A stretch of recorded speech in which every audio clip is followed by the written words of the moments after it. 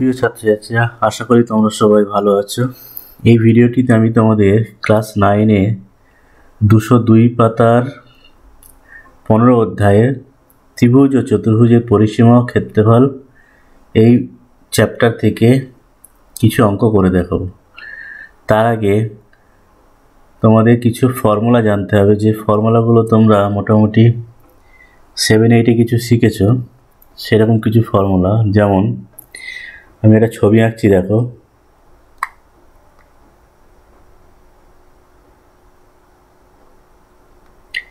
এটা কিসের ছবি? এটা একটা আয়তক্ষেত্রের ছবি। এই আয়তক্ষেত্রের যে বিপরীত যে দুটো বাহু, সেই দুটো বড় বাহুকে, যে দুটো বাহু বড়, তাকে বলা হয় দৈর্ঘ্য।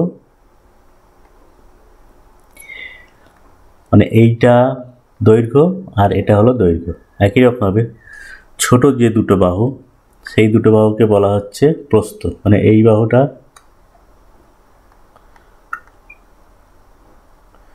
আর এই বাহুটা, এই দুটো বাহুকে বলা হচ্ছে প্রস্থ। এখন যে ফর্মুলাটা আমরা শিখব তা হচ্ছে আয়তক্ষেত্রের ক্ষেত্রফল নির্ণয়ের সূত্র। ক্ষেত্রফল নির্ণয়ের সূত্র কি না, ক্ষেত্রফল কাকে বলছে? এর ভেতরে, মানে এই আয়তক্ষেত্রের ভেতরে যে অংশটা আছে, এই পুরো অংশটা কতটা, সেইটা হচ্ছে আয়তক্ষেত্রের ক্ষেত্রফল। তাহলে আয়তক্ষেত্রের ক্ষেত্রফল নির্ণয়ের সূত্র হবে তোমার 1 নম্বর সূত্র। তোমরা খাতাতে সূত্রগুলো লিখে নাও। ক্ষেত্রফল, আয়তক্ষেত্রের ক্ষেত্রফল নির্ণয়ের সূত্র লেখো।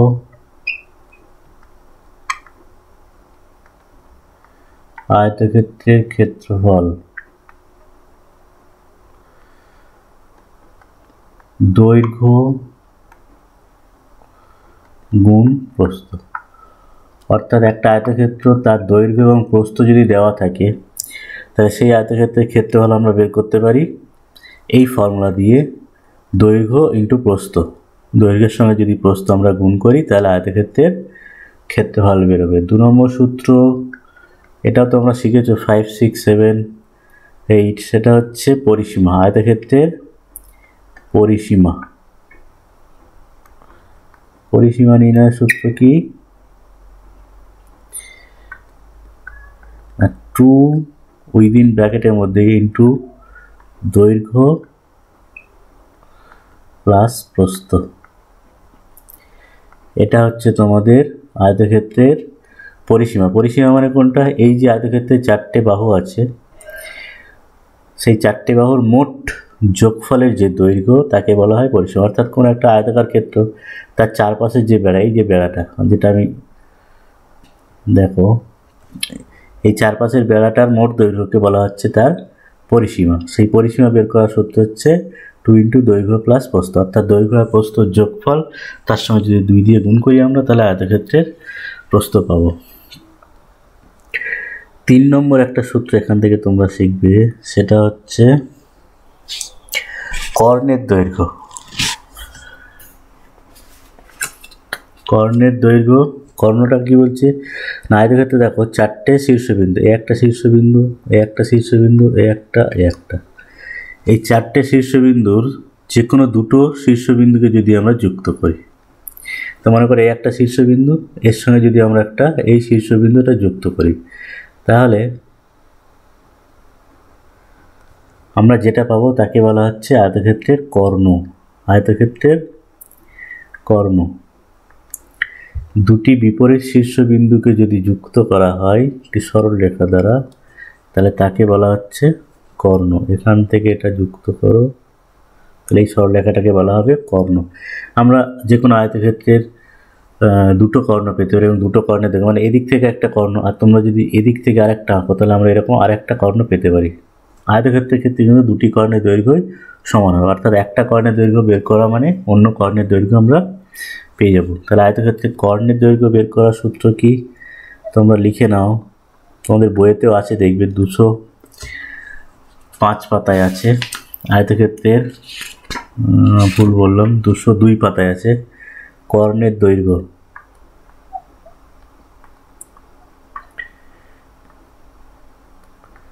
√ দৈর্ঘ্য স্কোয়ার প্লাস প্রস্থ স্কোয়ার, অর্থাৎ দৈর্ঘ্য আর প্রস্থ তাদের স্কোয়ার করে যোগ করতে হবে। যোগ করে তার যদি আমরা বর্গমূল করি অর্থাৎ রুট করি, তাহলে আয়তক্ষেত্রের আমরা কর্ণের দৈর্ঘ্য পাবো। তাহলে এটা গেল আয়তক্ষেত্রের ক্ষেত্রে তিনটে ফর্মুলা। এরপর আসি আমরা বর্গক্ষেত্র। বর্গক্ষেত্রের যে ফর্মুলাগুলো আছে সেই ফর্মুলাগুলো আমরা লিখি। দেখো বর্গক্ষেত্র মানে কীরকম, আমি বর্গক্ষেত্রে একটা ছবি আঁকছি। দেখো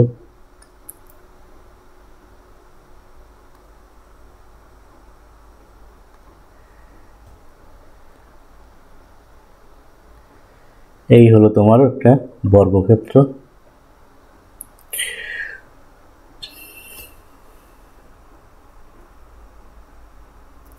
বর্গক্ষেত্র কেন এটাকে বর্গক্ষেত্র বলা হচ্ছে না, যেহেতু এর 4টি বাহুর দৈর্ঘ্য সমান, তাই একে বলা হচ্ছে বর্গক্ষেত্র। অর্থাৎ এখানে আর কোনো দৈর্ঘ্য বা প্রস্থ নেই, যেটা আয়তক্ষেত্রের বেলাতে ছিল, যে বড় দুটো বাহুকে বলা হচ্ছিল দৈর্ঘ্য আর ছোট দুটো বাহুকে বলা হচ্ছিল প্রস্থ। তাহলে এখানে 4টি বাহুর দৈর্ঘ্য যেহেতু সমান, তাই বর্গক্ষেত্রের ক্ষেত্রে বাহুর দৈর্ঘ্যকে শুধু বলা হবে বাহু বা বাহুর দৈর্ঘ্য। সেক্ষেত্রে বর্গক্ষেত্রের ক্ষেত্রেও আমরা 3টে ফর্মুলা পাই আয়তক্ষেত্রের মতোই। 1 নম্বর হচ্ছে বর্গক্ষেত্রের ক্ষেত্রফল,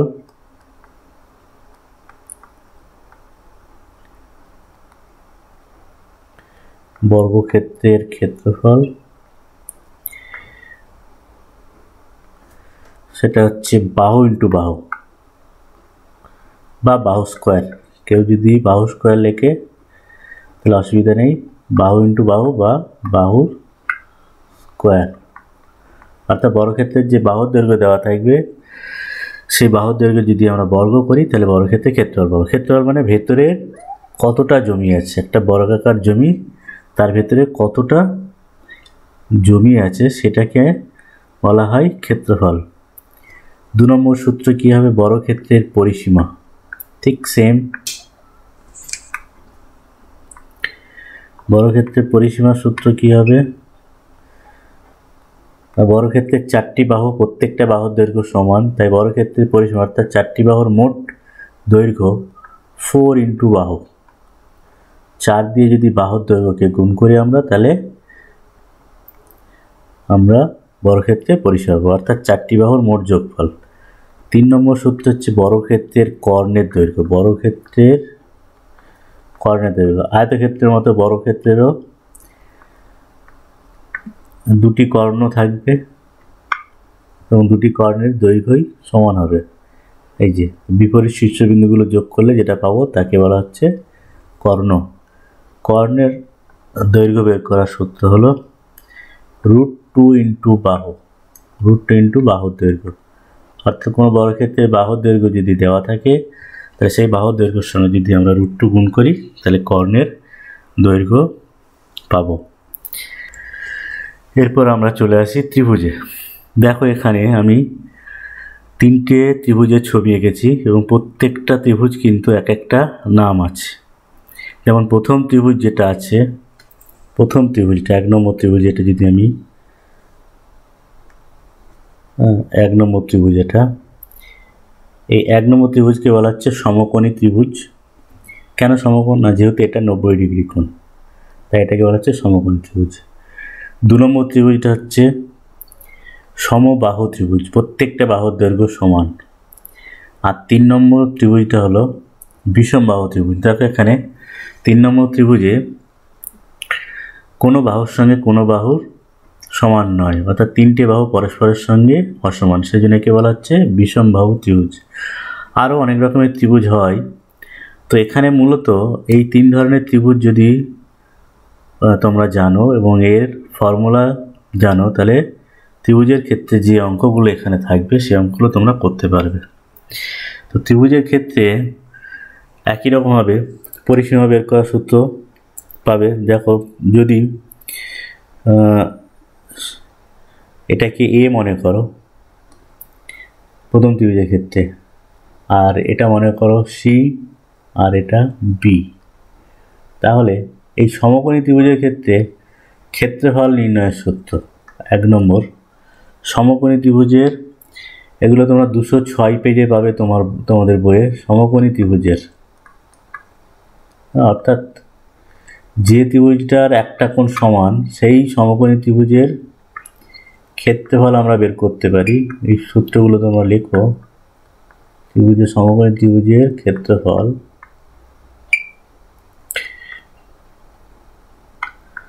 half into A B, half into AB.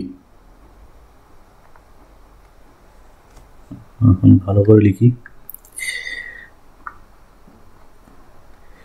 এবিটা কি দেখো, এখানে এবি হচ্ছে সমকোণ সংলগ্ন, এইটা সমকোণ 90 ডিগ্রি, তাই এর সংলগ্ন যে দুটো বাহু, এটা বি বাহু, এটা এ বাহু, তাহলে এই দুটো বাহু যদি গুণ করা হয় এবং তার যদি হাফ নেওয়া হয়, তাহলে আমরা সমকোণী ত্রিভুজের ক্ষেত্রফল পাবো। অর্থাৎ তোমাদের বইয়ে যে 206 পেজে আছে ওখানে দেখবে ফর্মুলাটা লেখা আছে। কিভাবে না বলে দিচ্ছি আমি। হাফ ইন্টু সমকোণ সংলগ্ন বাহুদ্বয়ের দৈর্ঘ্য, অর্থাৎ এখানে যেটা এ এবং বি, সেখানে সমকোণ সংলগ্ন দুটো বাহুর দৈর্ঘ্য এইভাবে বলা আছে। যাই হোক, তোমরা এইভাবে মনে রাখতে পারো বা বইয়ে যেভাবে লেখা আছে সেইভাবেও মনে রাখবে যে একটা সমকোণী ত্রিভুজের ক্ষেত্রফল হাফ ইন্টু ওই সমকোণী ত্রিভুজের সমকোণ সংলগ্ন যে দুটো বাহু তাদের দৈর্ঘ্যের গুণফল, এবং তার হাফ নিলে আমরা সমকোণী ত্রিভুজের ক্ষেত্রফল পাবো। 2 নম্বর, তাহলে সমকোণী ত্রিভুজের পরিসীমা কি করে পাবো? দেখো, পরিসীমা মানে কিছুই নয়, যে কোনো ত্রিভুজের তোমরা পরিসীমা বের করতে পারবে। জাস্ট 3টে বাহুর দৈর্ঘ্য যেটা দেওয়া থাকবে তার যদি যোগ করো, তাহলে তোমরা কি পাবে? সমকোণী ত্রিভুজের বা যে কোনো ত্রিভুজের পরিসীমা পাবে। তাহলে এখানে যেহেতু সমকোণী ত্রিভুজ নিয়ে আমরা আলোচনা করছি, তাহলে সমকোণী ত্রিভুজের পরিসীমাটা কীভাবে হবে?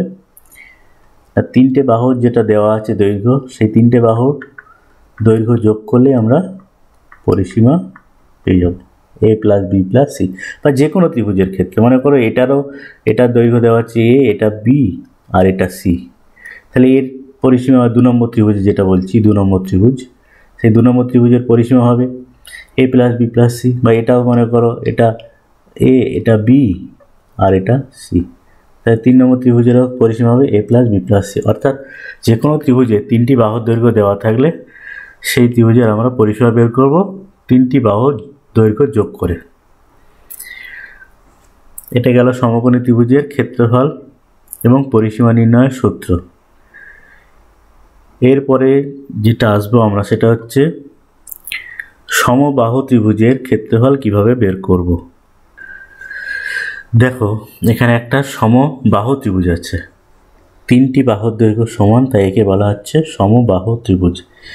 এই সমবাহু ত্রিভুজের ক্ষেত্রফল বের করার সূত্র কি না, সমবাহু ত্রিভুজের ক্ষেত্রফল নির্ণয়ের সূত্র তোমরা লেখো। সমবাহু ত্রিভুজের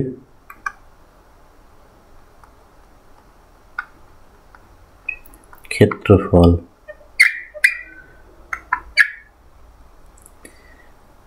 √3 ইন্টু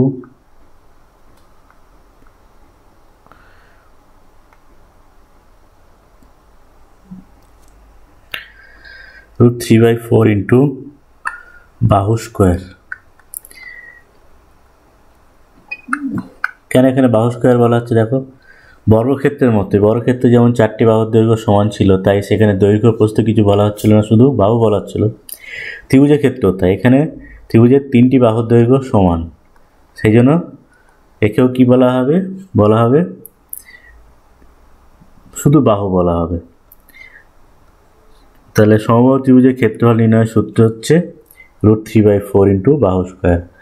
আর একই রকমের এর পরিসীমা বের করার সূত্র কী হবে না, 3টি বাহুর যোগফল। 3টি বাহু যেহেতু সমান, তাহলে সমবাহু ত্রিভুজের পরিসীমা নির্ণয়ের সূত্র আর একটু সহজ হয়ে যাবে। সেটা কি হচ্ছে না, সেটা হচ্ছে 3 ইন্টু বাহু 3, তার সঙ্গে যদি একটা বাহু দৈর্ঘ্য গুণ করা হয় তাহলে আমরা সমবাহু ত্রিভুজের পরিসীমা পাবো। এখানে আরেকটা ফর্মুলা যেটা তোমাদের জানতে হবে সেটা হচ্ছে সমবাহু ত্রিভুজের উচ্চতা।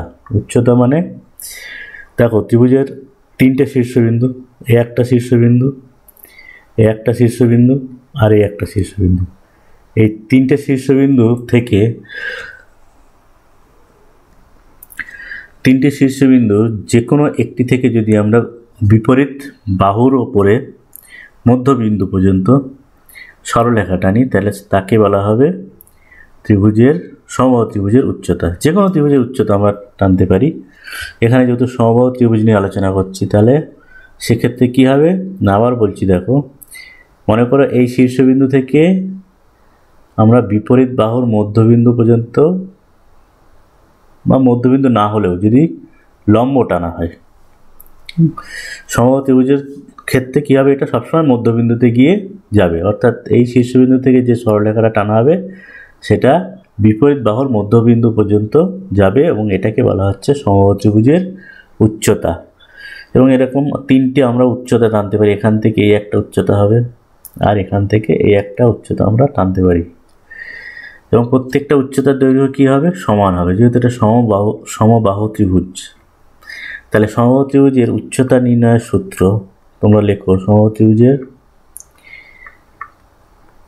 উচ্চতা নির্ণয়ের সূত্র, উচ্চতা বা কোথাও কোথাও পাবে লম্ব দূরত্ব বা শুধু লম্ব বা শুধু দূরত্ব, যাই থাক না কেন সেটা হচ্ছে উচ্চতা। উচ্চতার নির্ণয়ের সূত্র হচ্ছে √3/2 ইন্টু বাহু,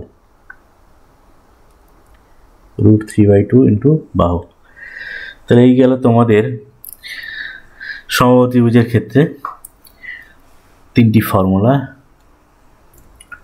এরপর আসি দেখো তোমাদের বিষমবাহু ত্রিভুজের ক্ষেত্রে, অর্থাৎ যে ত্রিভুজের তিনটি বাহুর দৈর্ঘ্য সমান। এখানে দেখো একটা বিষমবাহু ত্রিভুজ আছে, মনে করো এই ত্রিভুজের তিনটি বাহুর দৈর্ঘ্য, এটা এ, এটা বি আর এটা সি।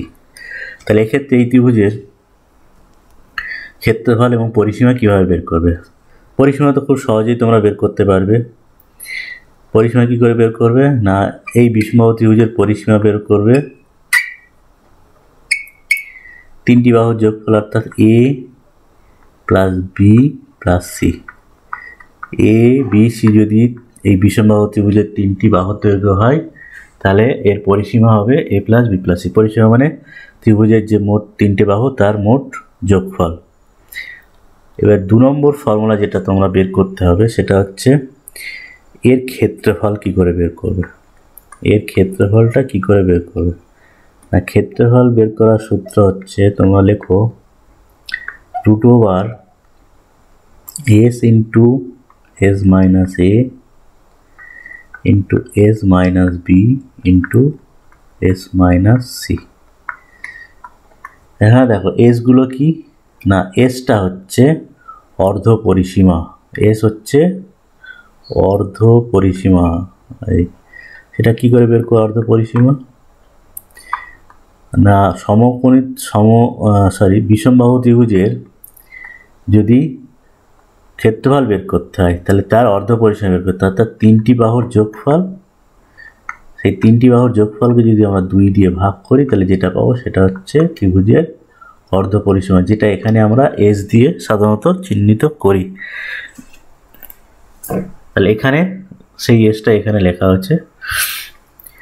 তো এই গেল তোমাদের ত্রিভুজ, আয়তক্ষেত্র, বর্গক্ষেত্র সংক্রান্ত ফর্মুলা। এরপর আসি তোমাদের ট্রাপিজিয়াম সংক্রান্ত কিছু ফর্মুলা, ট্রাপিজিয়াম আর রম্বস।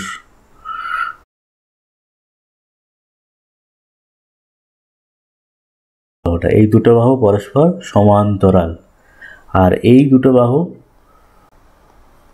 সমান্তরাল নয়, এ দুটোকে বলা হচ্ছে তির্যক বাহু। যেহেতু এই দুটো বাহু সমান্তরাল সেই জন্য আমরা এই রকম আকৃতির চিত্রগুলোকে বলা হচ্ছে ট্রাপিজিয়াম। তো ট্রাপিজিয়ামের আমরা কি করে বের করব ক্ষেত্রফল না, ট্রাপিজিয়ামের ক্ষেত্রফল বের করার সূত্র হচ্ছে, মনে করো এই বাহুটার দৈর্ঘ্য হচ্ছে এ আর এটার দৈর্ঘ্য হচ্ছে বি, আর এ এবং বি এদের মধ্যেকার দূরত্ব বা উচ্চতা বা লম্ব দূরত্ব যাই বলো না কেন একদম স্ট্রেট হবে। একে বলা হচ্ছে লম্ব দূরত্ব, যেহেতু লম্ব এটা, হ্যাঁ এইগুলো সব 90 ডিগ্রি কোণ, তাই একে বলা হচ্ছে উচ্চতা বা লম্ব দূরত্ব বা দূরত্ব বা লম্ব উচ্চতা। এবং এটার মান যদি হয় সি, তাহলে এই ট্রাপিজিয়ামের ক্ষেত্রফল হবে, তোমরা লেখো হাফ ইন্টু এ প্লাস বি ইন্টু সি। অর্থাৎ তোমাদের বইয়ে 216 পাতায় আছে, তোমরা একটু দেখে নাও ফর্মুলা কীভাবে ওখানে বলা আছে না, হাফ ইন্টু সমান্তরাল বাহুদ্বয়ের সমষ্টি ইন্টু সমান্তরাল বাহুদ্বয়ের মধ্যে লম্ব দূরত্ব বা কত উচ্চতা বা লম্ব উচ্চতা বা শুধু দূরত্ব থাকতে পারে, যাই থাকুক না কেন, এইটা হচ্ছে মূলত তোমাদের ফর্মুলা। লম্ব দূরত্ব সি আর এ আর বি হচ্ছে সমান্তরাল বাহুদ্বয়, তাদের সমষ্টির সঙ্গে যদি সি গুণ করা হয় এবং তার যদি অর্ধেক করা হয়, হাফ নেওয়া হয়, তাহলে আমরা ট্রাপিজিয়ামের ক্ষেত্রফল পাবো। এরপর আমরা চলে আসি, দেখো রম্বস। এই যে ছবিটা দেখতে পাচ্ছ, এটা একটা রম্বসের ছবি। রম্বস আর বর্গক্ষেত্র প্রায় একই রকম, দুটোর মধ্যে একটাই তফাৎ যে রম্বসের এই যে কোণগুলো, এগুলো 90 ডিগ্রি হয় না, আর চারটি বাহুর দৈর্ঘ্য সমান হয় বর্গক্ষেত্রের মতোই। বর্গক্ষেত্রের কোণগুলো 90 ডিগ্রি হয়, কিন্তু এক্ষেত্রে 90 ডিগ্রি এগুলো হয় না, সেই জন্য এটাকে বলা হচ্ছে রম্বস। রম্বসের বাহুকেও বর্গক্ষেত্রের মতো আমরা কি বলবো, বাহু বলবো। তাহলে রম্বস আর বর্গক্ষেত্রের মধ্যে পার্থক্য কোথায় না, রম্বসের কোণগুলো 90 ডিগ্রি হয় না, বাহুগুলো সমান হয়। বর্গক্ষেত্রের কোণগুলো 90 ডিগ্রি হয় এবং বাহুগুলো সমান হয়। তাহলে রম্বসের ক্ষেত্রফল নির্ণয়ের সূত্র তোমরা 218 পেজে পাবে তোমাদের বইয়ে। ক্ষেত্রফল নির্ণয়ের সূত্র হচ্ছে, দেখো